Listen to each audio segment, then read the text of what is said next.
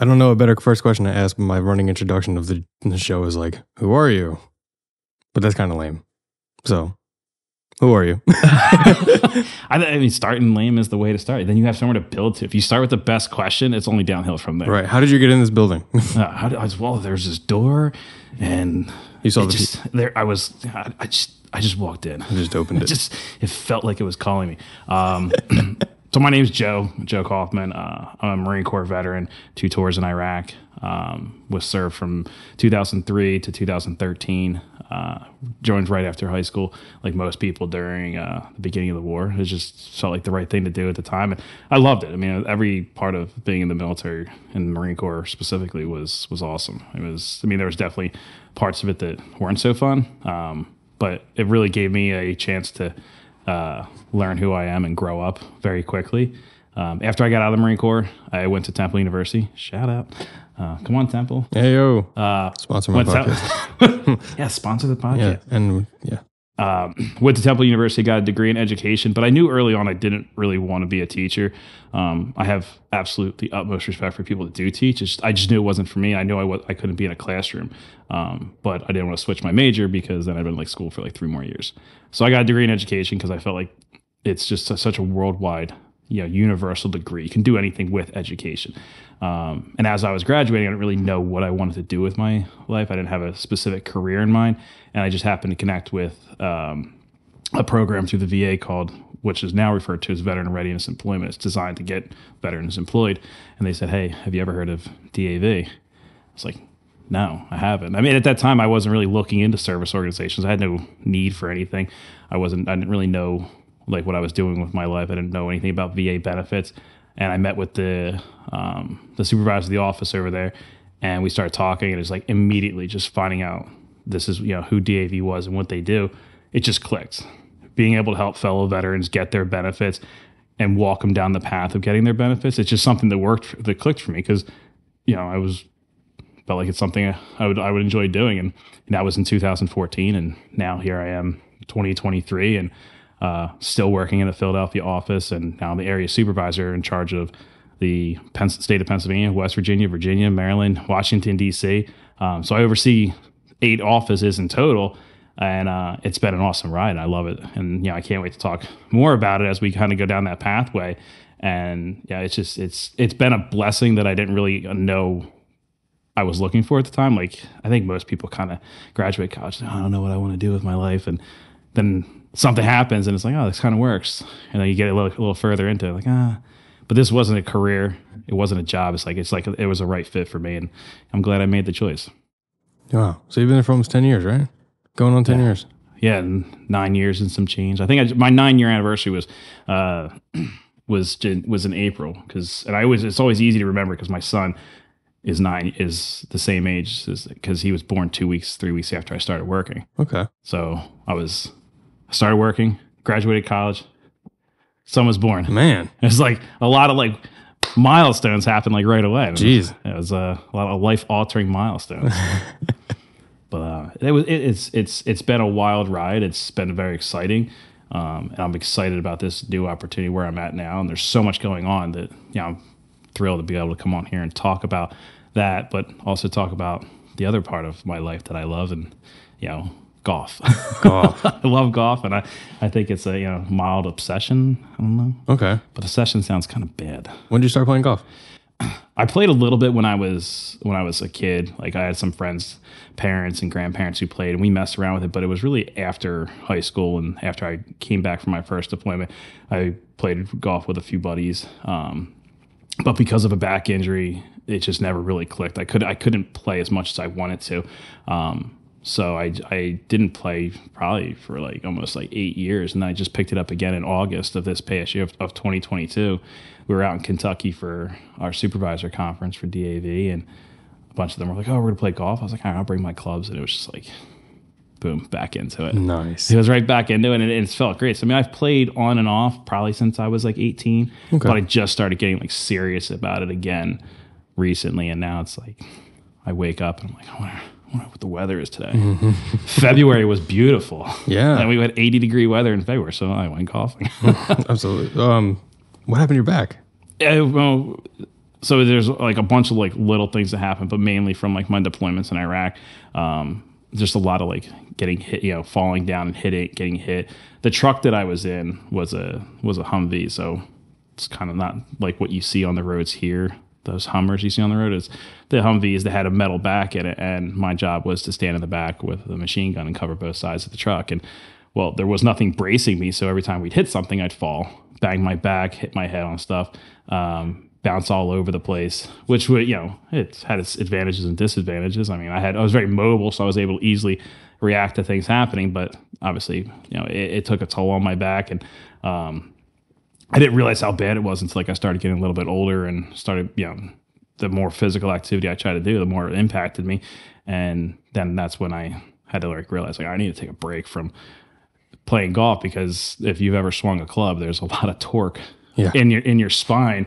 So it took a lot out of me, and you know, I kind of wish I would have figured out a way to, you know, persevere through it. But you know, I mean, Tiger Woods took time off for golf, and I mean, he did okay. Yeah, right. He hurt his back and came back and won a couple more times. You have any like bulging discs or anything crazy, or? I share back problems. I can't remember exactly what it was. I mean, I know that there's arthritis in like the lower back. I think they said there's a couple like lower herniated discs, but I'm not like one of the people that wants to go to the doctor all the time. Like, I'm with you. Like, hey, I'm in pain. I know I'm in pain. Nothing's broken. Nothing's like popping or, you know, protruding where it's not supposed to be. So what are they really going to do besides give me, you know, say rest it and take some Advil? So it is what it is. And yeah, I try to go when it's like when I need to go. At least go once a year so they can tell me that, you know, I'm still breathing and blood pressure looks good, but I don't want to go all the time. Yeah, I'm right there with you. Yeah. I hate going to the doctors. Yeah. Ever since my back thing, man. I had back pain. Yeah. I was running for baseball, and then I couldn't run. Like I was on the ground, like just almost in tears. Chiropractor, man. Dude, it saved me. It was so, well, that was part of the story too. But I went to the doctor, and he was like looking at the chart, and he was like, yeah, sorry, dude. Like your entire section of your lumbar, all like 5 discs, they're all slightly bulging. I was like, well, how does that happen? I'm only like 18. He's like, dealt a bad hand. That's what he said to me verbatim. I was like, what is that shit, dude? Are you serious? I mean, I appreciate your honesty, but it's like, what does that even mean? Like, what can I do? And he was just like, stretch, you know, lose weight, things like that. That's wild. I was like, that's annoying. Yeah, it's like, oh, you're just dealt a bad hand. Nothing you can do. Verbatim. That's crazy. I haven't let that go. I started playing again in August, and I knew it was going to take a toll on my back the more and more I played. Mm-hmm. And I think it was just within the last month or so, as I ramped up really to play because of the springtime, my back was just flaring. I was having shooting like fiery pains down my leg to the point where I had to leave work the one day early. And so I went to the chiropractor's office, and he just was able to work it. And like now I have like significantly less pain than I did. And, you know, so shout out to chiropractors because big time. They do a lot of great work. Big time. Susan Moses, if you're watching, you're the best. Eric, experienced chiropractic. My man, dude. I'll share it with you. I laid on the table, and she was like, lay on your stomach. So she's looking, she was like, you're like a half inch out. I was like, what does that even mean? She's like, oh, your left leg's higher than your right. I was like, how do you? And she pulled it back. I was like, what the fuck did you just do to me? I always like when they ask, do you mind if I do your neck? I was like, please. And they pop. So you're like, oh, I feel so good. But I like appreciate, like, part of me thinks like, how many, like, because I know they have to practice this. How many people, like fake people, like dummies, did they kill before they realized that they could do this the right way? I've never thought of that really. Every time like they go to like crack the neck, I'm like, in my head, I'm thinking like, I know you had to practice this. Like, I wonder how many fake dummies you just snapped the neck of. Or like, even like when you think about it, like when they were like learning, like the whole chiropractic work was being discovered.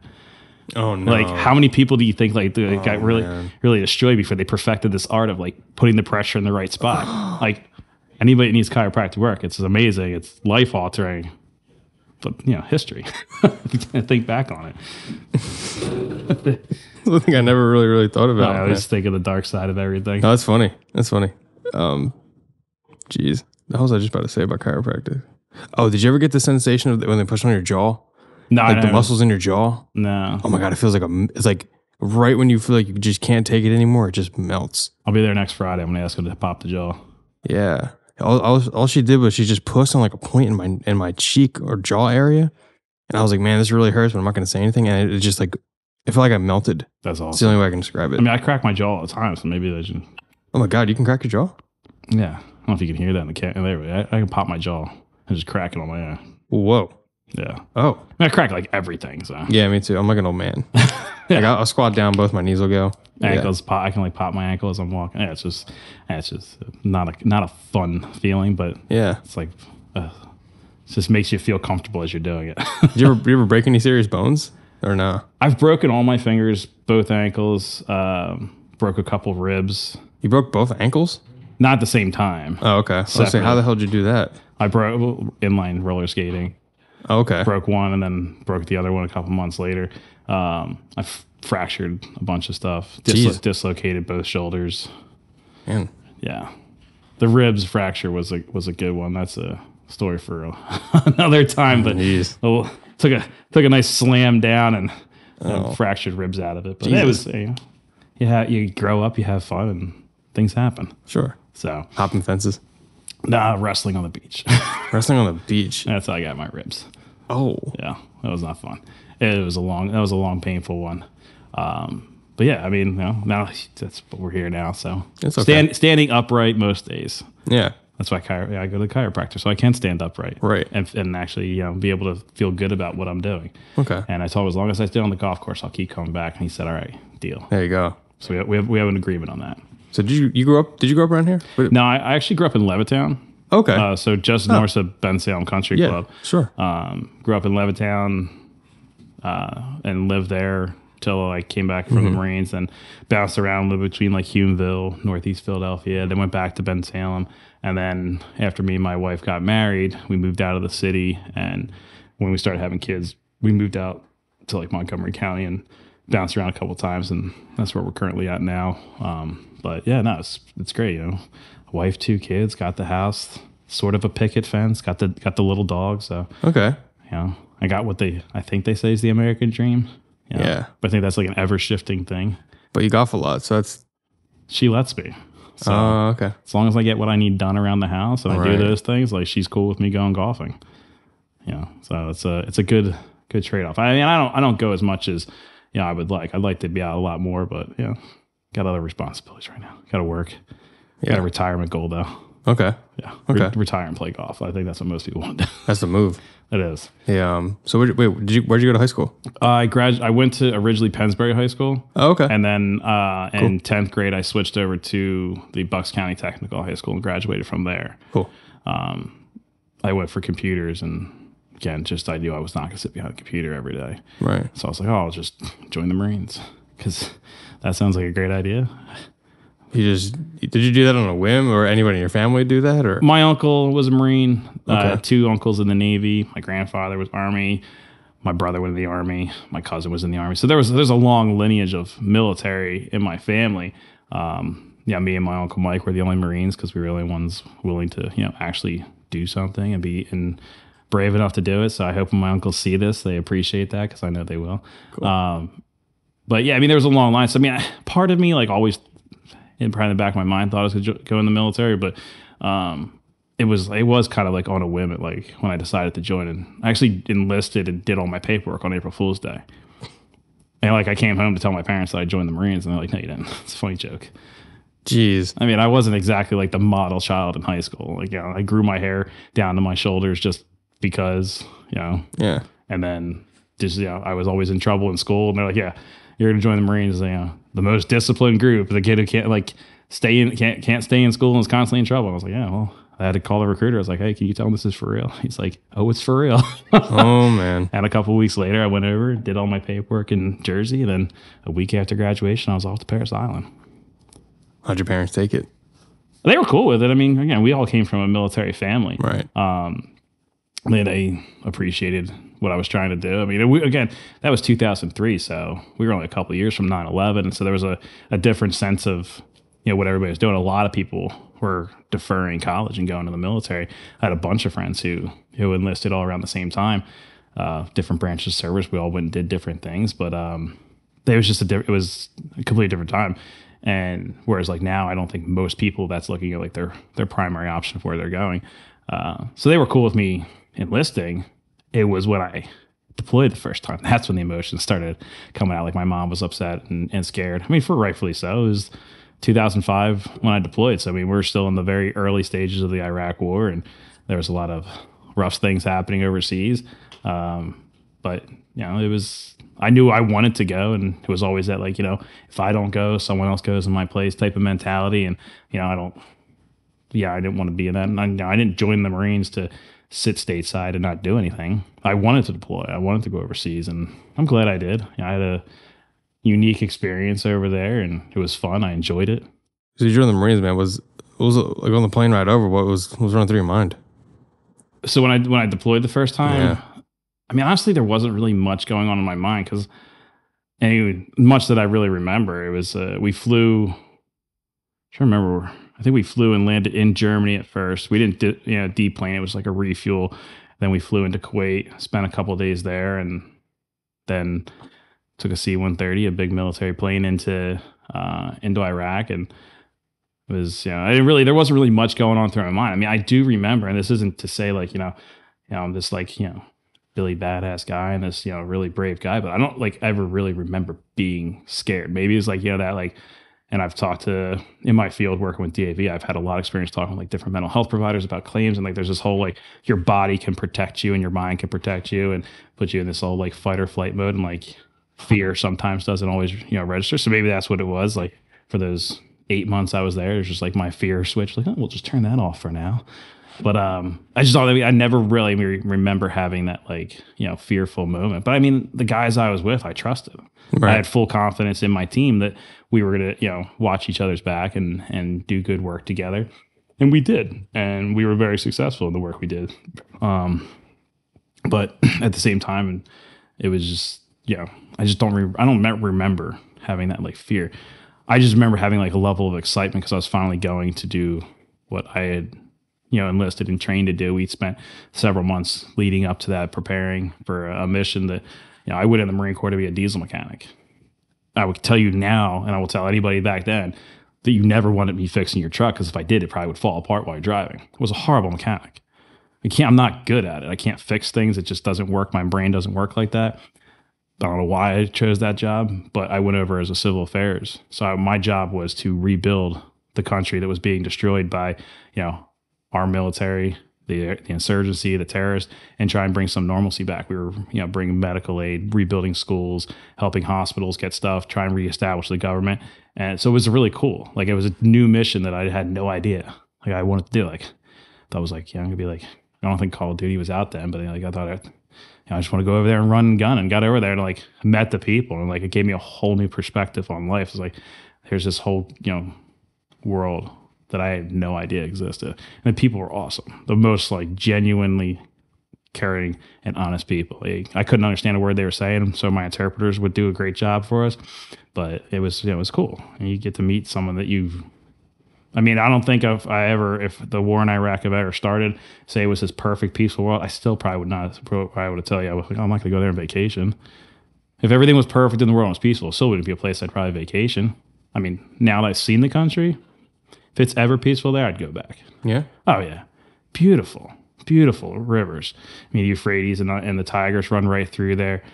Some of the greenest grass you've ever seen that runs, you know, right along those river lines. You know, I was like, we're over there. Like, we should buy property now. 30, 40 years from now.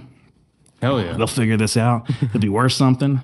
Of course, we didn't, because there was probably rules against that. And all of us had great ideas, but none of us smart enough to put them together.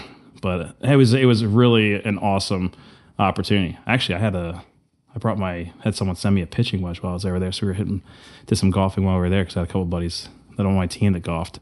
So we would hit pitch. We had like a bag of balls and hit them all across our compound. Oh my God. Yeah. So that's probably, another spot where golf kind of tied into life. But there's a big contingency of the military who love to golf. And I think it's because it takes you away from like what you're doing. There's 4 or 5 hours you're out on the golf course and you're not thinking about, what your first sergeant wants you to do, or, what happened that day. It's just like, I'm going to go play golf. And it's relaxing. It's funny you say that. As relaxing as golf as it can be. Yeah. For people that are bad at it. because I'm not good. No, it's cool. I was talking to a friend of mine, Jeff Herger. He's a counselor up in Bristol. Mm-hmm. He works with veterans a lot, and he was like, you said the same thing. You know, like the guys like just like to get out for a couple hours and just not think about anything but golf. I'm like, this game of all games, like, oh my god, to me, like it's so maddening. It is. It's the most frustrating game in the world. It is. And I go to the driving range and I'll just stripe balls. Just beautiful tee shots. Loving it. I mean, I still hit the shanks. Don't get me wrong. I still shank them on the driving range, but I see these beautiful shots and I'll hit like 5 or 6 in a row. And I'm like, okay. I go to the golf course and in my first tee shot, I top the thing and it lands at the red tees. It doesn't even make it past them sometimes. And I'm like, because it's such a mental game, but instead of thinking about everything else going on in your life and everything else going on in the world, you're thinking about this annoying little white ball with dimples on it. They should just put smiley face emojis on them laughing at you, because that's really what it is. That's what it is. This ball is laughing at you saying you can't do this. And then when you finally hit one good, and you're like, yeah, I got a beautiful tee shot. It's 300 yards, dead center of the fairway. You go up there and you shank one off to the right, and there goes your approach shot just destroyed. That is the crutch of my entire game right there. Or even better, you get that perfect shot on the green. It just lands. You drove the green on a nice short par 4. You're like, yes. And then you know what happens from there. Oh, 3 or 4 putts. Yeah. And then you just throw your club. You're walking like, damn, my ass is about a 3-putt. And it's like, because walking up, like, I'm 15 feet from the hole. I know I can get this in 2 putts and I'll still get a birdie here. You get a bogey or a double bogey at the end and you're like, how? And then you're like, it doesn't make sense. You know, I did the PGA Hope thing, and one of the things I spent the most time asking about was like, how do I read a green? I was like, I die on greens. And they showed me some tips and tricks, and I try to take it out to the course. And you know, I'm just not that very patient of a person, so I have to remember to slow down. But it was like, you know, just if I could get that game, then I could be on the PGA Tour. Could do it. Where did you go through the Hope program? I did it up in Lafayette Hill at Union League Liberty Hill. Okay. Beautiful course. Sure. Phenomenal course. I mean, it's just they bought it. Union League bought it a few years ago and just redesigned it. It's always been a private course up there, so I didn't see the original course, but I know I've seen pictures of it. It's just a phenomenal course. Have you seen the Tarsdale one? When I used to play at Burns, I'd drive past it. Mm-hmm. So I saw Torresdale. Right. Would drive right past it and then be like, oh, let me turn in here to Burns, which, don't get me wrong, I love Burns. It's, you know, a course where I think a lot of people cut their teeth. They have a great first tee program there, which I just signed my son up for. And, you know, there's that need. But then when you look over and you're like, oh, it's Torresdale. Yeah. Maybe someday I'll play there. And it's like, no, you won't. But yeah, so yeah, I've been over there. I've played Burns. So good old Burn, man. I heard they're doing a lot of work to it, though. It's really nice. I just played there a couple Saturdays ago. They redid the cart paths, right? There's actually cart paths now. Yes. The greens they look pretty good. It's worth paying for. Yeah. At this point. And I think I was reading about it because when I signed myself up for First Tee, it's a lot of the first team money, donation money has come in to revamp these courses. So these kids that are learning to play are playing on courses that are in good condition. Because I mean, you can learn to play in a field or anywhere, but you know, if you want to actually understand how to get up and down the course, something I'm not good at. Me either. It's, you know, but I mean, Burns has always been an enjoyable course. I mean, there's some holes on there that they're just tucked in there real nice. I'm trying to remember, does that have the one that's like real steep uphill, on like the back 9? The 18th hole goes just up. Yeah, it's like 340, 350. Mm-hmm. Yeah, that one's tough. I remember that hole. There's some good holes. Like they changed like the configuration around. Mm-hmm. So do you remember the hole that runs along the cart path? Yeah, that used to be 5. The one before that obviously is 4. And that green, it looks flat, but it's cut out of this hill. Yeah. And man, if you're on the wrong side of that hole, man, just shit's going off. It's crazy. That was my high school course when I played. That was my home course in high school. What high school?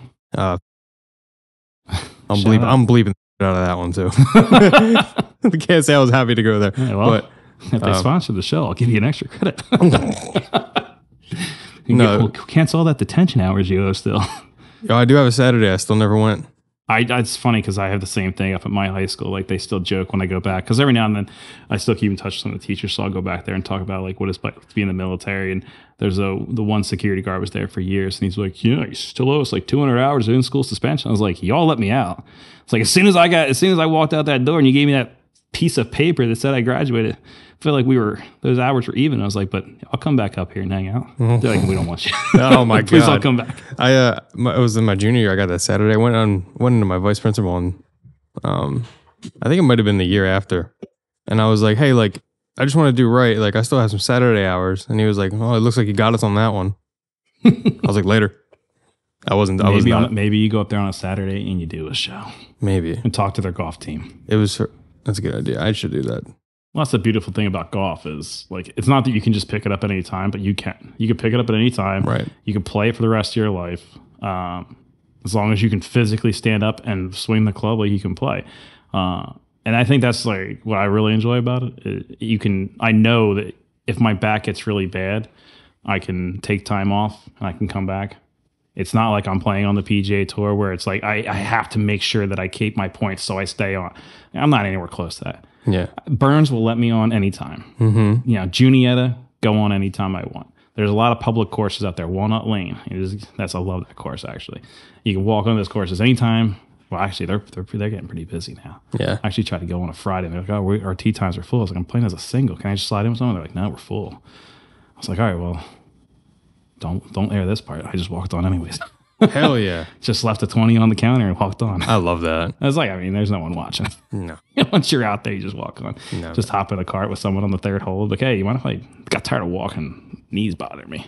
Yeah. So people are cool like that. Yeah, it's usually. I mean, especially over there because there's like you ever been over to Walnut Lane? Yeah, we played there a few times in high school. Yeah, so you can like take your golf cart off, stop at Delisandro's, grab a cheesesteak, and come back. You're not supposed to do it, but you can. You can, yeah, exactly. Because like you tee off at the first hole and you just turn left, and Delisandro's right there. Grab your cheesesteak, drive back up the road. So, you know the baseball fields? Yeah, right down the street. They back up. I don't know what hole they back up against, but I play baseball there. Okay, so I play golf there too. So yes, yeah, good. Delisandro's. Yeah. Okay, I love them. Really? I think they're probably the best one in the city now. Steve's Prince of Steaks? Yeah, I've never been a Steve's guy. What? I know there's gonna be like a contingency of people that are gonna like this is gonna get posted up. You're gonna get the most views you ever got, and it's all gonna be because they say I don't like Steve's, but there's never been a Steve's guy. That's a hot take in my circle. Yeah. Okay. I respect that. I mean, I think because I've moved around the city so much, like I've never stayed. Like I lived in Northeast Philadelphia for a little while, so there were spots up there I would hit, and then I did like the touristy thing and was like really big into Pat's and Geno's because like when my friends would come to town, that's where they wanted to go, and it's nothing wrong with them. I mean, if you've had Pat's or Geno's, they're great steaks. I mean, but you get down there, and it's like the lines are long. It's like this. For a friend who I haven't seen in a long time, that's what they want to do. Sure, I'll go. Okay. I ain't going down there now though. No. Listen, I'm in like my late 30s now. You want to go down to Pat's or Geno's? Call yourself an Uber. Right. When you're back, we'll talk about the experience. I've never had either. No, you're not missing anything. Yeah, that's what I've heard. I mean, it's a great spot if it's your first time having a steak. Okay. And like a buddy comes into town that's never wanted. Yeah, it's cool because it's historical. I mean, sure. Geno's you can see from space with all their lights. Really? Oh my God, it's so bright. I don't know if you can literally see it from space. I didn't know that. We'll get maybe Elon can let us know. He's probably already there. Yeah, he can just like look up and from one of his satellites. I'm like, yeah, we can see Geno's. Yeah, right. Like, don't zoom in. We want. Like, yeah, that fool got mushrooms. Well, I don't know what he's doing. Yeah. God, why would you do that? No, you didn't. Every now and then. No. It's just like it's unless you're not ordering a traditional. Like if it's whiz, like you don't add anything to it. If you're going and like you're just ordering like a cheesesteak hoagie because you want to like have all that other stuff on there, right. Add whatever you want. Yeah, I'll go with that. Now I get them with like like a tray with like bacon. I don't even get the rolls anymore because it's like gotta watch the carbs as you get older. Sure. Have you been to Cafe Carmela? No. Where's that at? All right. It's in the Northeast, right by Home Circle. Yeah. Yeah, they just posted up there like a year or two ago. Okay. Probably 3 years. I think they opened right before the pandemic. Is that before or after Topgolf on the Boulevard up that way? I have to pass Topgolf to get like back into the Northeast in that area because Topgolf's still it's like not Northeast-ish. It's Nabisco. Yeah, it's way before that. Off the Boulevard, it would probably be. Closest. It's kind of in between Ron. Okay. It's been a while since I've been up that way. Yeah, it's in between Ron and Academy. It's closer to like if you get off Academy, go down Home Avenue, get to Home Circle. It's like right in this complex of like little mini mall, a little strip mall, whatever. Their cheesesteaks are crazy. Cafe Carmela. I'm going to remember that. I should have. I don't know why I didn't bring you one. That's all good. That was a bad move. That's all good. I'm not a big eater, so like I don't like to eat a lot. No, me either. I only eat once a day. Yeah, I'm probably about the same, once or twice. Like I don't eat breakfast until like lunch. Yeah, exactly. And then like dinner time. By the time like I get the kids fed and everything else, it's like 9:30 at night. And I'm like, oh, let me just make some Italian sausage right now because that's a great idea before I go to sleep. That'll really kick the acid reflux into effect. It's all good. It's protein, Yeah, just destroy my stomach and make my acid reflux flare up and be painful. But hey, it tasted good. How many people are in your office? So in my office, we have currently 6 service officers, including myself, and 2 support staff. So there's 8 of us.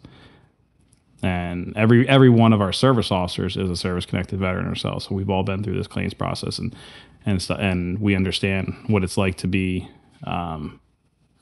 to be on the other side of the table. So when you come and you get interviewed by us, if I'm in your seat, like I know what it's like to be on that side of the table and to file a claim, to have your claim denied, and to not know like what the path forward is. So I think that's what separates the DAV from other organizations. There's a nice segue back to that real good. That was good. You've done this before. Oh man, I'm so bad at this. No, it's good. I mean, because I do want to like talk about like, because the DAV is such an important part of my life. It gave me a different purpose outside. Like my main purpose in life is my family. Make sure they're taken care of. Everything they need is provided for. And I'm able to do that because of what DAV has given me. And I'm very serious about when I say it's like, it's not just a company I work for, an organization I work for. The people that I've come to know, they become like a family, and we get along so well. Like everybody in my office, we have such a great relationship. But I have very close friends throughout the country. And that's what something that I think is unique about DAV is we all share something that's, I can't speak for the organizations because I never worked for them, but every single person for DAV is a service-connected veteran. To call them disabled veterans because that's what we are, disabled American veterans. So we've been through the process, and every one of us has gone through the same exact training. We do a 16-month on-the-job training program that's extremely rigorous. It goes from every little facet of the VA benefit system and shows you how to develop a claim, file the claim, and to argue those claims successfully before the VA. And myself and my assistant supervisor in my office, we spend a lot of time focusing and honing those skills with our team. Every single week we go over that. So this way, when someone comes in my office, say you bring your grandfather and he needs help with his claim, like there's no one in my office I wouldn't feel comfortable having him sit with, because I know what they've been trained the same way I was trained. They know what I know. I know a little bit more because I've been around longer, but I'm 2 doors down from them. They just walk over and say, hey, how do I do this? And that's what's unique about the way we do things is we're so well trained and we spend so much time training that it really does give us a different perspective. And it's not like we just stop and say, hey, we learned this and that's where our training's going to stop. Is whenever some new piece of legislation comes out or some major change in the way VA is doing things comes out, our national headquarters updates our training to make sure that we're prepared for that. And we spend a lot of time, and that is what happened with the PACT Act. So the PACT Act came out in August of last year, and it changed dramatically the way the VA handles claims related to toxic exposure. A lot of people are familiar with Agent Orange, and they remember how long it took for Vietnam veterans to get their benefits and be entitled to benefits. It took years, 20, 30 years before the legislation to actually allow them to get benefits was passed. Wow, I didn't know that. Yeah, it's crazy. And there's so many of those claims but there's still Vietnam veterans filing their first claim ever because they were so frustrated with the VA back in the 60s, 70s, and 80s that they just stopped coming in. Mm-hmm. And it's unfortunate, but that's what we're there for, is to help them through that. We walk them through the process and explain to them how to put their claims together. And then you have the next generation was the Camp Lejeune veterans. That's a big one going on right now. There's the benefits related to toxic water. There was contaminated water on the base. They caused a whole bunch of really nasty cancers. Yeah, it's not there. There's the beautiful side of the military, the camaraderie, the friends you make, but there's also this really nasty dark side, and that with the toxic exposure that a lot of us experienced, and that was found very early on. In Iraq, there was a lot of understanding that these burn pits that we were using, to literally burn anything. And I had a burn pit on my second deployment that we threw everything in. Didn't matter what it was. We, rubber hoses, pallets, started the fire with diesel fire. And we would then like the geniuses, young 20-something-year-old we would sit there next to that fire. Somebody would be playing the guitar. Somebody would have a hookah. We'd have cigars. And we'd just sit there and BS until the fire went out. But there was an understanding that, this doesn't make sense. But there was also the military started to realize that, hey, these fires, the stuff we're burning is putting off heavy toxins. And actually, I'm going to get his title wrong, and I know he's going to get me for it, but our chief outreach officer, I think that's his title now, Dan Clare, was working for the Marine Corps, or maybe he was in the National Guard at that time. He just did a podcast with Mike Rowe about this whole thing. I'll send you the link for it. Wait, the Mike Rowe, like Dirty Jobs. Oh, so he has his Mike Rowe Works podcast. Okay. And Dan Clare just did a podcast with him about how he helped discover and he was the whistleblower that got the burn pit out there. Explained in early 2000s, like it was 2008, 2009, put the word out that this memo was going around about how bad these burn pits were and what the toxins were and what the potential long-term effects were. And when he came back, he had already been working with DAV. He came back and continued to work with DAV, and they kept pushing and pushing and pushing to the point where it finally started to gain traction. Congress started listening, saying, yeah, there's something wrong here. Yeah, they're looking at, how many people are getting sick with cancers, young people from the Iraq and Afghanistan wars. And they're going back and looking at the Gulf War, early 90s. And they're saying, wow, there's a lot of people in that generation. Because, you think early 90s, you're like, oh, that's a long time ago. But it's not that long ago. They're not that much older, maybe 10, 15 years older than my generation who deployed.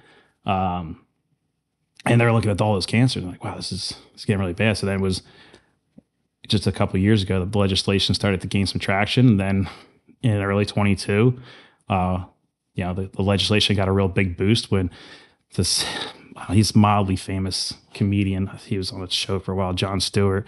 Some people have probably heard of the guy. He got on board and really started banging the drum.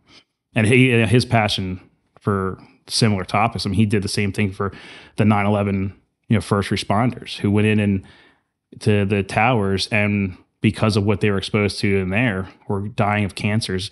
These physically fit, hard charging firefighters and police officers and EMTs and civilians who went in there and we're pulling bodies out of the wreckage. They're dying of cancers, and he fought to help get that in legislation. So when he jumped on board, I think it was already going to pass, but I think it was, hey, now it's getting national attention. Everybody's listening. And then in August of 2010, President Biden signed the PACT Act, and so now we have this massive piece of legislation that gives Vietnam veterans more benefits, and it gives my generation, the Iraq and Afghanistan and Persian Gulf War veterans, benefits. And it makes it so the next generation doesn't have to fight as hard for that stuff and fight for those benefits. And that's why, again, I love working for this organization. Is they didn't just stop in 2008 when we got this memo here that says there's something bad happening. They didn't stop when Congress was like, we're not doing anything with that. There's no proof, there's no evidence. And to their credit, there was no proof or evidence of what it was going to cause long-term effect-wise because nobody had studied it. So the studies started happening. The registry started opening. And when they start seeing, 35, 40-year-old, war veterans, and I say war veterans because they were over in combat, dying of cancer and have no other cause for cancer, it's like, all right, start paying a little more attention here. Jesus. I didn't know anything about that. Yeah, it's wild, and that's the thing is I go out and do these outreach events. An awesome example, and I did an outreach event. It's 2-3 months ago out in Harrisburg for Pennsylvania veteran farmers. A former service officer that worked out of our Pittsburgh office. His wife runs a veterans farming nonprofit here in Pennsylvania, and she's connected all over the country. But she did this event. She said, hey, you want to come out and talk? I think I probably talked to 30, 40 people, veteran farmers. So they live their life on the farm, bringing food to our tables every day. And I'd say 90% of them had no idea about the PACT Act. And I started thinking, I was like, well, These farmers every day, what are they doing?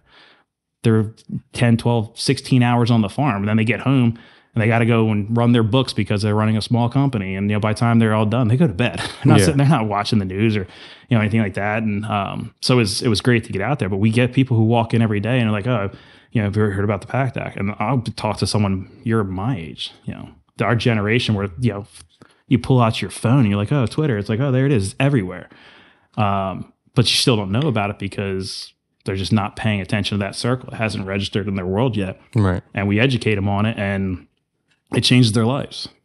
I mean, you get people who are like, oh, yeah, I had a veteran who didn't even know about the PACT Act and was diagnosed with cancer. He's like 47 years old, served 2 tours in Iraq. And he was like, I didn't even know. He's like, I just was going to file for PTSD in my back and these other things. I was like, well, you also have lung cancer and that's a presumptive to burn pits. So you're covered, dude. I was like, so we did it. We filed his claim and he got his benefits. And, it's rewarding when that happens. It doesn't always happen that way. And, something that simple, there's a lot of times we have to fight a little bit harder. But the legislation makes it so we don't have to fight as hard for every claim. We still fight hard. And there's some claims that we have to get really creative with and really, dig deep down. I love those cases. The ones where you have to really flex the brain muscle. Mm-hmm. But when you start getting into those ones, someone comes in or a widow comes in, then their husband or, wife passed away from a cancer that's a presumptive, and you can tell them, don't worry, you're going to get benefits. You're going to be taken care of. That's awesome. I mean, that's something that, I think that's the most rewarding part of my job is when, our dependents and our survivors can get the benefits they're entitled to, because I'll be honest, us as veterans, we do a really bad job of telling our spouses what they're entitled to. So my wife, when you watch this, because I know you're going to, because I'll send you the link, if something happens to me, call DAV. That's all you need to do is just call DAV. They'll walk you through the rest. It's not going to happen anytime soon, but just in case something does. She's in good hands. Yeah. And it's not just me saying it because I work for him. I truly believe that the work we do, every veteran service organization, serves a very vital role in this process. I just believe in the way DAV does it and the rigorous training we go through and the focus and attention we put on making sure we do it right. We're not an organization that sits back and says, yeah, we're doing it good now. We don't need to worry about changing things. We're always looking to improve and get better and become more efficient and more effective. And that's something that, if we were just a stagnant organization, I don't think I would have stayed. I don't think if anybody wants to stay somewhere where there's not a drive to get better. I feel that. You got to be challenged, and I get challenged all the time. I mean, it's my new role.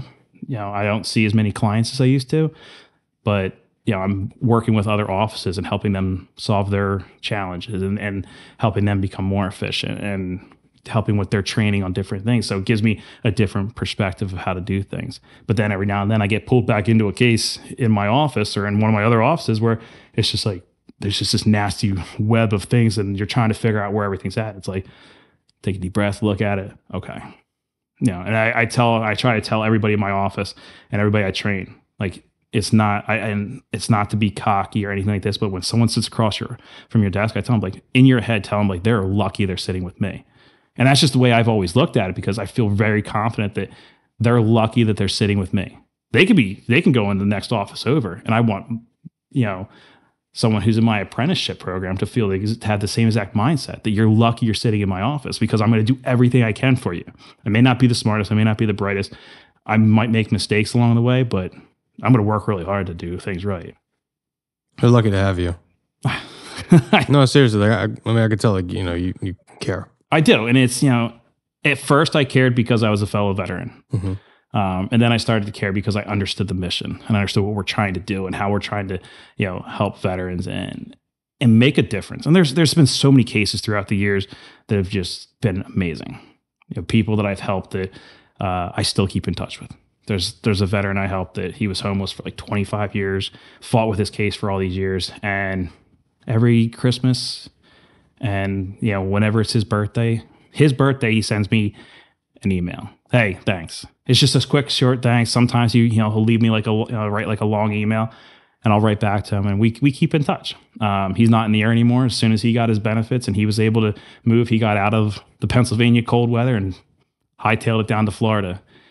And I was like, hey, keep a space for me. Yeah, me too. Yeah, get me down there. I got some land down there. You want to build? Yeah. I don't personally, but my pop does. Let's build a golf course. Okay. Let's do a 9-hole golf course, executive style, semi-private. We don't let the people who can't afford to play still play. Yeah. But you rich people, come see us. Yeah, man.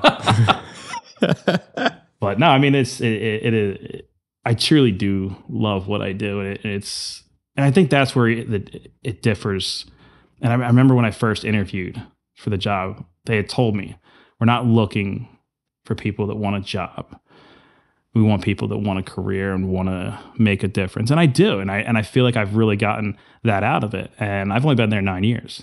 I still got, many more years left in me to keep doing that, and hopefully keep rising up the ladder so I can make a difference on a bigger scale across the board. And we'll see what happens with that. I'm interested to see where that goes.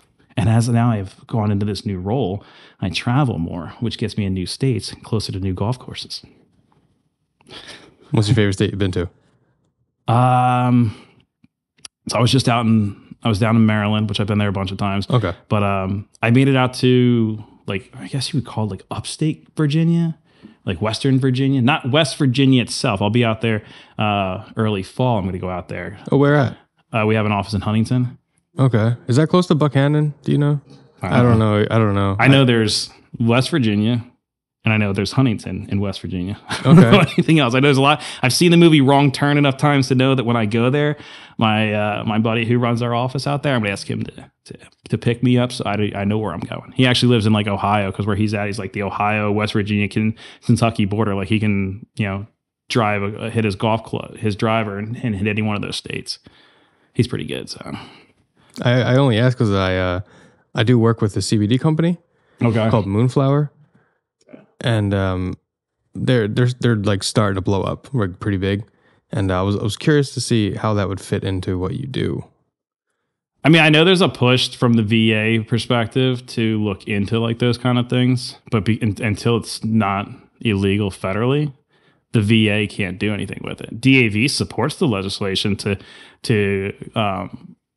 for medicinal marijuana and the benefits it has for veterans, and we've supported legislation for years on that before it even became a hot topic. But the problem you're going to run into is the VA can't make it a medicinal use until the federal government finally says, all right, we're going to decriminalize it, or we're not going to we're going to make it legal, which I think it's going to happen sooner rather than later at this point. I think there's enough push for it. I mean, it doesn't matter which side of the aisle you're on now. They're all partaking in one way or another. And I think, you even have like, usually traditionally it's always been like, and I don't want to get political or anything for a second, but usually the Democrats have always been more in support of it. But you look at even like Republicans right now, they're looking at like the use of psychedelics for mental health treatment. Yeah, I've seen that. I was just looking at one the other day, and they were talking about like, the use of psychedelics and to treat PTSD. 15 years ago, I don't think you would have had anybody in Congress on either side of the aisle that said, hey, let's get some mushrooms and some acid and let's fix people. Yeah, right. Because it was just a different time. I think the newer generation of politicians coming in have a different mindset, and hopefully they can put their differences aside and finally agree on something for once. Right. I would love to connect you guys in some way, because I mean, I was, with my back, I was always worried about like CBD stuff, and I was like, is it a scam? Does it even work? But I fully love and trust that company. It's just two girls started it with their dad, and there's very small. There's like 10 or 15 of them. They grow all their stuff out in the fields in West Virginia. It's a lot of those. And it's right from the ground right into the store. Farm to table. Exactly. Seed to sale. That's what they call it. Seed to sale. Yeah. I like it. I've never been one that's like, I want to use it for me. I'm currently right now completely sober. So like to me, like I won't use CBD. I don't touch alcohol. I don't want to mess with any of it, because in my mind right now, sobriety is like extremely important. And like any one of those things could push me backwards from the progress I've made. It's like actually Tuesday be 19 months. So it's like I'm still at that point where I'm counting months. Well, congratulations on 19 months, man. Yeah. Yeah. It was tough to make the decision to do it, but it was necessary. But even before I decided to get sober, like the idea of using like medicinal marijuana, fully support anybody who wants to do it. But for me, it was just never even crossed my mind. It's like something I wanted to try. I never really thought about it. But I mean, I know a lot of people have benefited from it. And, you know, I have a buddy who was in Alaska. He's in California, I think now. He's probably, I mean, I don't know if this is official, but he's probably one of the biggest advocates for the use of medicinal marijuana and cannabis and CBD and all that stuff, just because of, you know, how much it saved his life. I mean, he was a guy that when he was living here in Philadelphia, probably, you know, if it hadn't been for, you know, finding this stuff, he would have been on, you know, another statistic of an overdose, because at the time you're in pain, we'll give you, you know, opioid medication and just keep giving it to you. And then, you know, we see where that's transpired into. You know, he's pushed through it all. He's lived through it, and he's living seems like a very happy life. Every time I see pictures, seems pretty happy. So good. Yeah, no, and that's actually, I mean, even with like the sobriety thing, golf has kind of like helped me with that too, because I used to, when I was younger, you know, we'd go out to the course, we would drink, but I was never a heavy drinker on the golf course. It was, for me, it was always like, I want to take this serious. I want to get good. Yeah. But then when I actually decided to get sober and then I started playing golf again, like there was like, it used to be alcohol was how I would like suppress like, you know, any internal pains and any physical pains as well. And then when I got sober, I was like, I don't really have anything for that. So, you know, I would, you know, try and just do it, you know, through like therapy or use like, you know, different like Tylenol and medication. But, you know, that takes a toll. Even Tylenol takes a toll on your body if you use it for too long. I mean, you read the bottle, it says don't take for an extended period of time. It's for a reason. But when I get out on the golf course, and like we started talking about this early on, is it's the most frustrating game in the world. I don't care if you're Tiger Woods or you're Joe Schmo who just picked up a golf club for the first time. It is the most frustrating game in the world. But it's also very therapeutic, because you get out there and again, everything else that's going on in the world, the only thing you care about is that stupid white ball that is frustrating you. You don't think about, you know, what happened when you're in the military. You don't think about, you know, what's going on at work or what's going on in the household, you know, with any struggles you're having, you just forget about them. And there's this ball. And there's something that, you know, is very, I'll use the word therapeutic and very, you know, I just lost my word. Calming. It is very calming to just be out there, because I think there's probably plenty of studies out there that support like being in nature and being outside is very relaxing. You know, just having that sun beat on you and to play golf. Like, and for me, when I go out and I play, whether I'm playing by myself, which I love doing like a fast, you know, 9 or 18 holes and not playing with anybody, but also like just getting on the course with somebody I've never met before and just having a conversation with them. When I was down in Maryland, you know, I was out with a buddy of mine who was in town from St. Louis. He was helping me do a visit at our office in Baltimore. And we went golfing the one night. We get on the course. Let me see if I can tell the story, because it works better if I had the prop.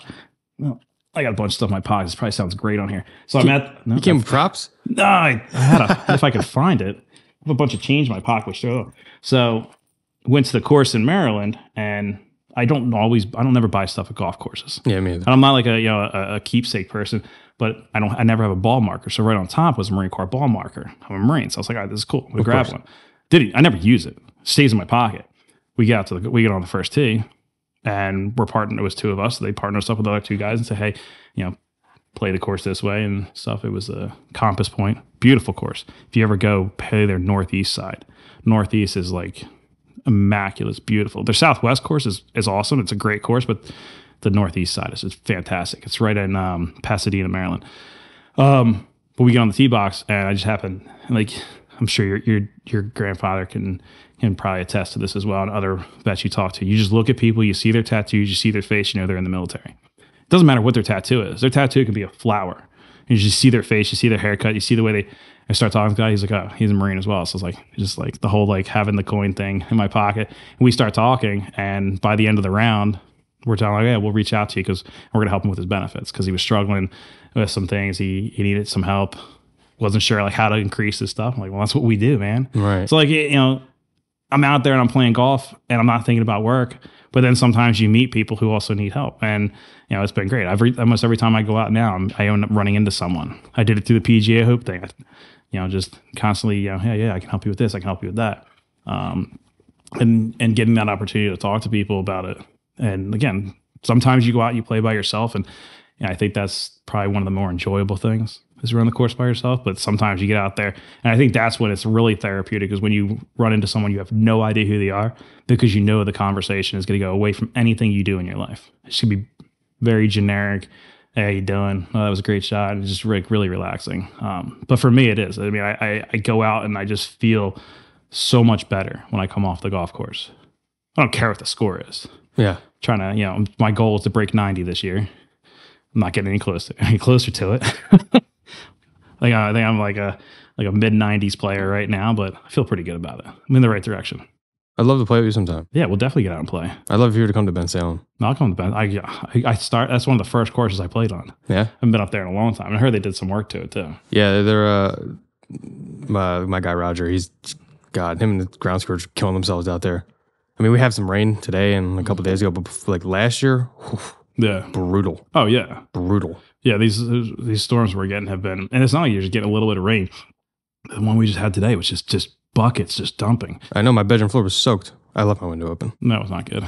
I didn't realize that. I was downstairs doing stuff, and I came up and I was like, well, that's not going to be good. No, not good for the carpet. Yeah, no, it's not. That's where you just go, what are you gonna do? Nah, it's a carpet. It's supposed to get wet, right? Sure, it's like a towel. Exactly. Yeah, exactly. Yeah, I'm sure whoever owns the property is gonna be like real thrilled when they go up there and smell that musky smell because now it's just humid out. And it goes from being just nasty rain to now it's the humidity. And it's like, yeah, it's like Florida. It's like, eh. But in Florida, it rains for 10 minutes and then it's humid. So like, and then it rains again for like another 10 minutes. So it washes all the sweat off you. So Florida's goofy. It is. Yeah. I was just there in February with my parents. It was fun. I won't show my kids this because I keep telling them it doesn't exist. I don't want to go. All right. I'll believe that. But we also went to Clearwater. Okay. Nice. Catch the Phillies. That was pretty cool. That's a goal one day. I actually want to do the Phillies fantasy camp. Okay. It's I think it's once you're you have to be 35 or older, I think is the age group to do it. It's just cool. It's like a week down there. You go with like a bunch of like the older players. Like I think Mickey Morandini was there this year.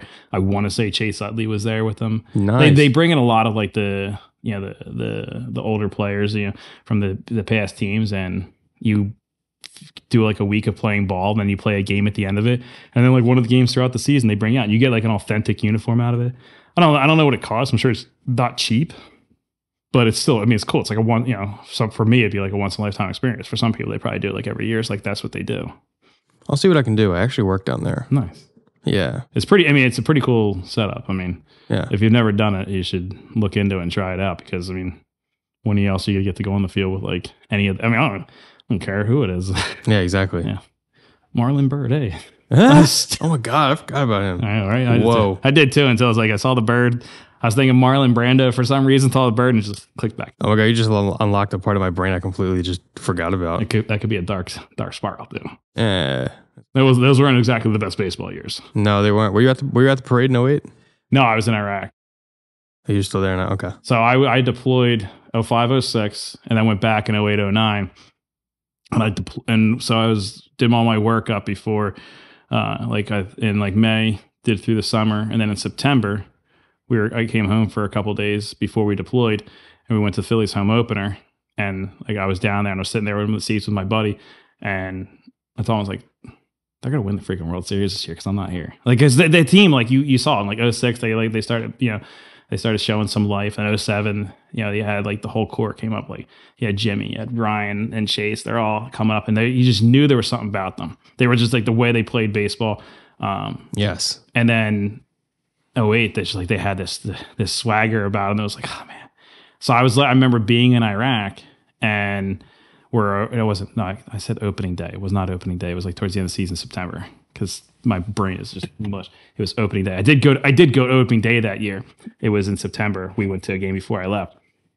But I remember being in Iraq in a town called Diyala, which was just like on the outskirts of everything, and we had this really slow internet, and I'm sitting there hitting the refresh button, and so I was attached to a military transition team, and there was a lieutenant from the military transition team who happened to be from Doylestown. We're just hitting this button, No way. trying to refresh the screen, and then the internet crashed. So we didn't even know the Phillies won the World Series until like 6 hours later. Oh my, no. But I mean, fortunately at that time, because I was in Iraq and I had this money coming in that I didn't have anything to spend it on, I bought my buddy who I was living with at the time. I bought him a ticket to Game 5, so he got to go to that game, and he went down and he got to enjoy that for us. For me, like I lived vicariously through like his stories from that, and then I'm kind of glad I didn't go to the parade because there's a lot of people getting hit in the head with like champagne bottles and beer bottles because in Philadelphia we can't just celebrate, we have to break everything. No, we need to throw. Yeah, we're throwers. I'm gonna throw this massive champagne bottle. Yeah, and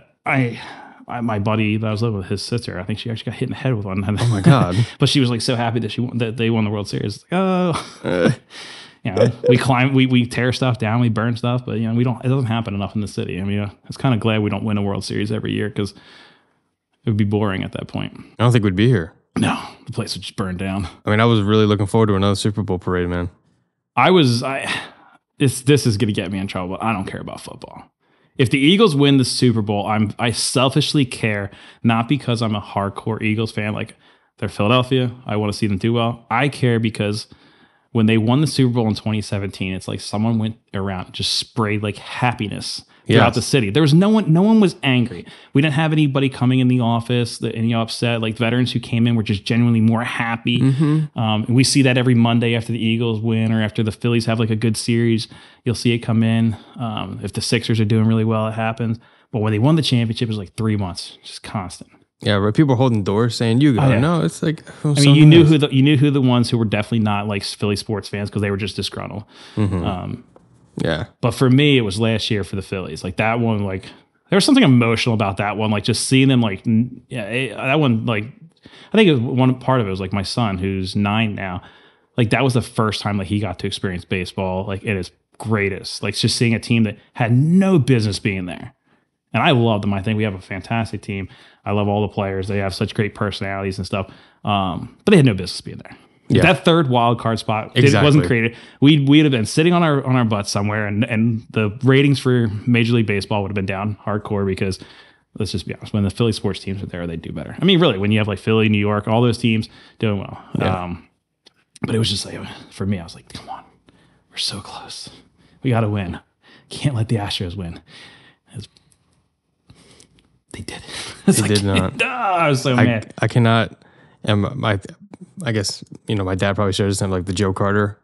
Oh yeah, I remember like, that one. How that's just etched into his brain, just like Alvarado throwing the ball and just watching that ball go to like dead center. It's just etched into my brain. I cannot unsee that. I remember the Joe Carter one. That was a dagger. Yeah, I'm old enough to remember that one. But yeah, I mean, there's just the way it just seemed like every time we would get a chance to win the World Series last year, the Astros just had an answer. And credit to them. I mean, they played a great game. They were a much better team. Yeah, I mean, when you bang on trash cans, you can be a better team. There's some truth in that. Although when you go into another team's stadium and no hit them with like 5 different pitchers, yeah, that's embarrassing. yeah, that was pretty embarrassing. I was down there that night. It was rough. Yeah. I mean, because you have like the polar opposites of games. The game before it, everything went to the fence. Batting practice. Yeah, and then the next game, like they just blew it all. And that always happens with the Phillies. I know. They have a game where they hit like 15. Runs across plate and like 9 home runs, and the next game they can't hit the broadside of a barn. Exactly. So yeah, it's very strange, but I love it. it's like golf. I hate them, but I love them. So like the Phillies are like your number one team in Philly. Oh yeah. Who's after that? Sixers. Yeah. I mean, I started getting more into basketball more recently. I just kind of like started watching it. I guess you call me like fair weather because I'm the biggest fair weather fan. Yeah, I think most Philadelphia sports fans are. Yeah.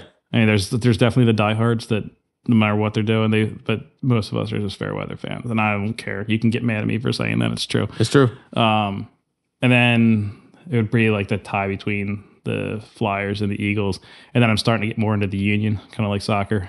Okay. I think it's pretty cool. I coached soccer for the first time this year for my 6-year-old and her team, and it was probably the most enjoyable experience of my life. That's awesome. All the kids loved me. They were happy that I was there. So like, dude, you're a lovable guy. How can you not enjoy something where a bunch of kids just enjoy it? Yeah. So it's like if they didn't like me and it wasn't, but it was fun. I mean, I never thought I was going to coach soccer, and I know nothing about it. No, me either. I know there's a ball, you kick it, and that's about what I know with golf too. Yeah, basically. I mean, sometimes in golf, there's a ball, I'm just going to kick it. Yeah, I do that too. Definitely done that before. That's all good. Yeah, and if you're not kicking the ball, you're not playing. Right. Foot wedge. Yeah, exactly. Listen, you're not a pro. Don't play it out of the sticks. Just move it to a fair shot. Give yourself a chance. You're not gonna impress anybody. Yeah. And if your friend gets mad at you for moving the ball, off the cart path, then whatever. Yeah, like I'm gonna scratch up my $1,200 clubs on a cart path. Get the hell out of here. I mean, I just want a shot at hitting the ball straight. Yeah, exactly. I just want to process. Yeah. I just want to be able to hit the ball straight. It's like it doesn't matter how much they cost. Big the ones I got out of the back of someone's trunk right before I showed up. Like, I'll borrow those. Or the rental clubs at like a municipal course that they're from like the 80s. Like I just want a chance at hitting the ball straight and flush. Hit it off a cart path. You're just looking to break a wrist. Yeah. No, it's no fun. Does Ben Sam still have that hairpin turn? I forget what hole it is. It's on the front 9. You're coming up the hill, and then it comes around a tree and down. Probably 7. Somewhere around there. 7 cuts really hard to the left. There's trees on the left-hand side, and it cuts. Like, and then you come back down. So you would turn right. So this when you go up the hill, you turned right, because I remember the last time I played there, up the hill you turn right. I was going too fast, and I turned, and I threw myself out of the golf cart, and the cart went into the tree. Yeah. Forget what hole it was. Maybe 4. 4's a par 3. That's pretty sharp. Yeah. Although the hole itself is straight on. But when you get to the end, because then the tee box is right on the other side, and then you go over there, and I just crashed into the tree. It was not pretty. The cart made it back fine. Right. No damage to the cart. Okay. It's like 15 years ago, so don't get me a Ben Sound. It's all right. I'm probably still driving that cart. Probably. It's probably still there. Yeah. They haven't got new carts yet? Yeah, they have new carts. All the USB chargers and everything? Yeah. GPS? No. No, you don't need that. Everybody's got it on their phone. Why waste the money? I guess. That's a good point. Yeah. Yeah. So I have like 4 apps for it, and none of them to make a difference. I got my 120 yards away. I still don't know what club to hit. Yeah, I don't know. It's almost useless. It's like, dude, is it going to play 120? Is it warm out? Is it cold out? Yeah. Where's the ball sitting in the green or in the fairway? Yeah, it says it's 120. I'm like, nah, it's like a 9 iron, and then I hit that 9 iron fat, and it goes 200 yards. Like, well, what's the point of even looking at my clubs? So I might as well just grab something and grab my putter and just hit it up the force that way, or go tin cup style and play with a 7 iron. Yeah, it's like, forget it. I'm gonna play that way. That'd be great. I might try that one of these days. We were at Topgolf the other day with work, and I started playing, just messing around because we were trying to hit some balls. So I was trying to hit the ball as it comes out. Just keep it like as they come out, and they're still rolling, just crank them. Actually, it was like I'm gonna play the next time I go out. I was telling my buddy, I was like, you're gonna roll the ball to me, because that was. Oh my god, you're just piping them? Yeah, because you don't stop and think. There's no thought. You're like, oh, this ball's rolling. I gotta hit it. Yep. I was like, man, I'm gonna try this on the golf course. See how it works out. It's gonna work. It'd be horrible. Oh man, I've never been to Topgolf. It's cool. It's expensive. I mean, the food's good. It's like bar style food. It's pretty cool. Like, I didn't realize like the scoring, how it worked, until I was like halfway through and realized like you're supposed to get it in those nets. Like, I thought you were just supposed to just pipe it and try and hit the back, and like the distance gave you points, but no. So I got crushed the first time, and then I wised up and put the driver down and grabbed like a 7 iron and just drop them in those little nets everywhere. There you go.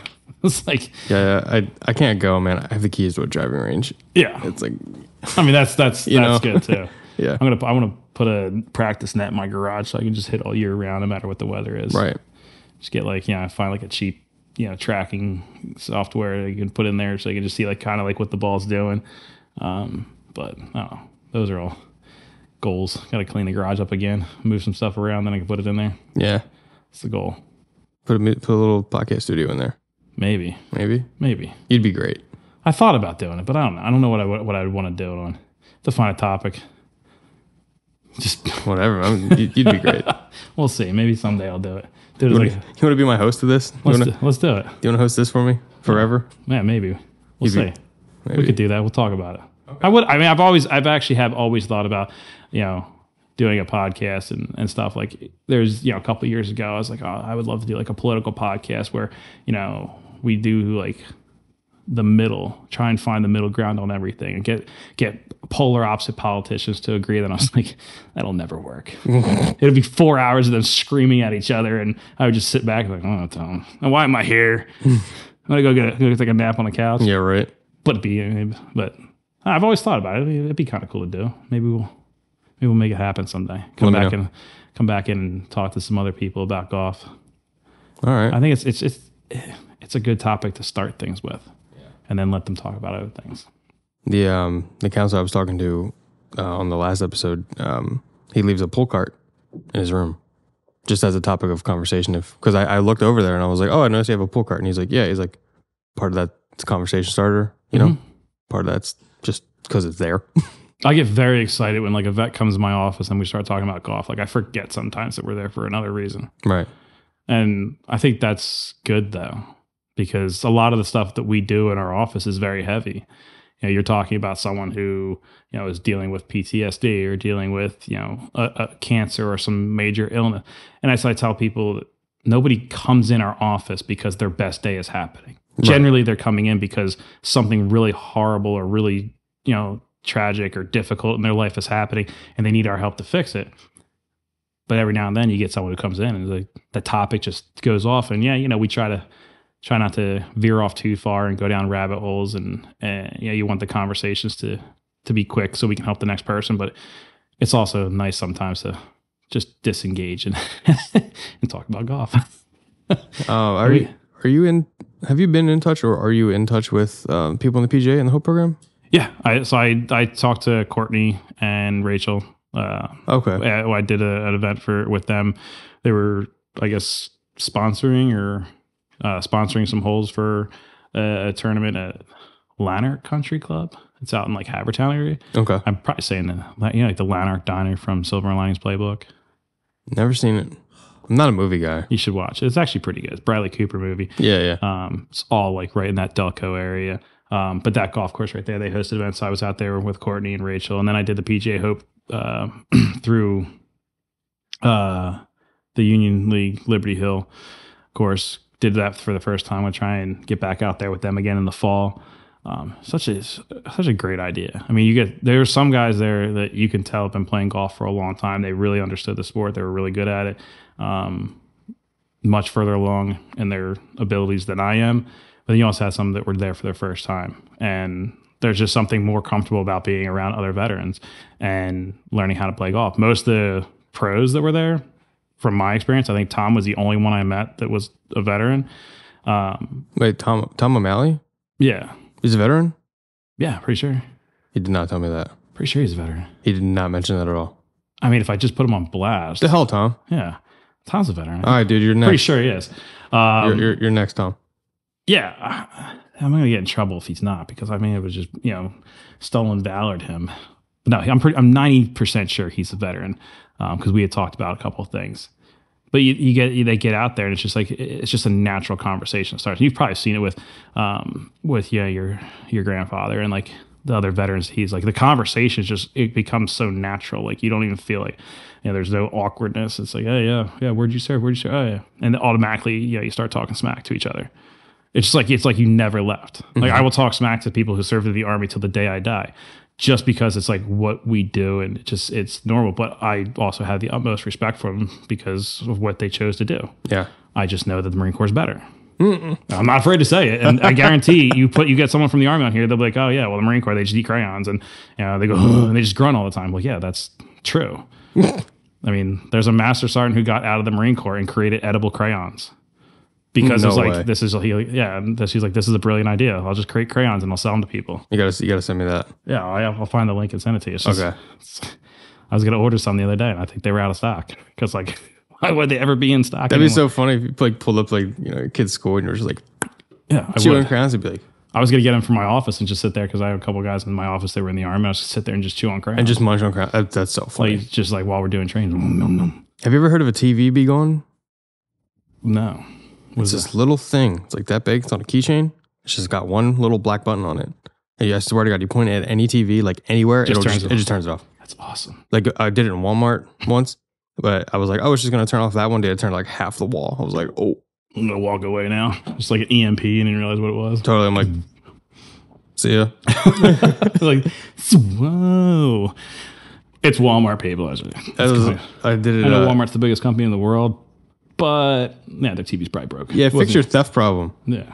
Fix your TV problem. Who just walks in there and can turn TVs off? Yeah, I can. Just put a piece of tape over that. Yeah.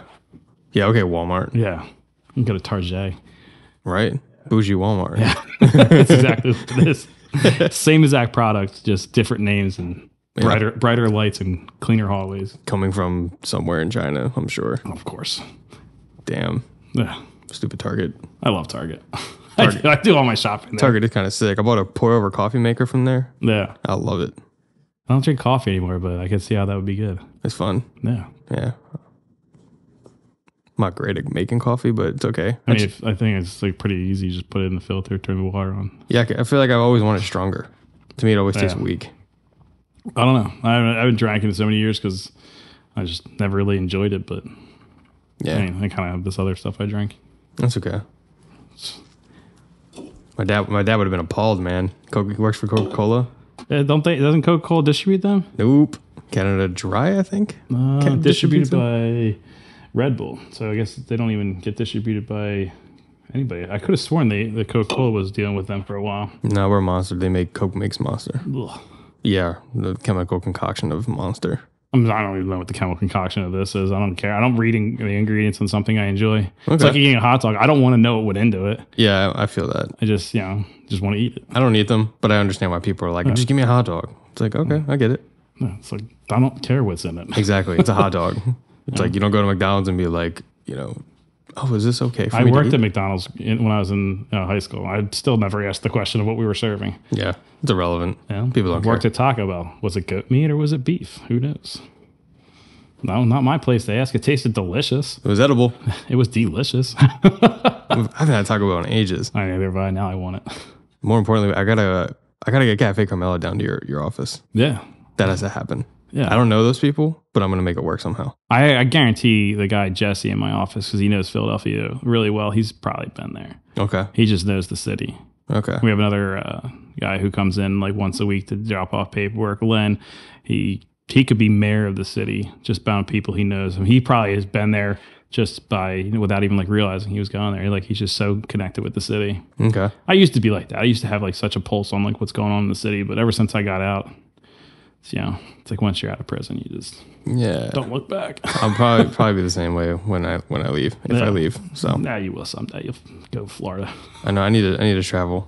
Yeah, do it. I mean, it's fun. I've done a little bit of traveling and.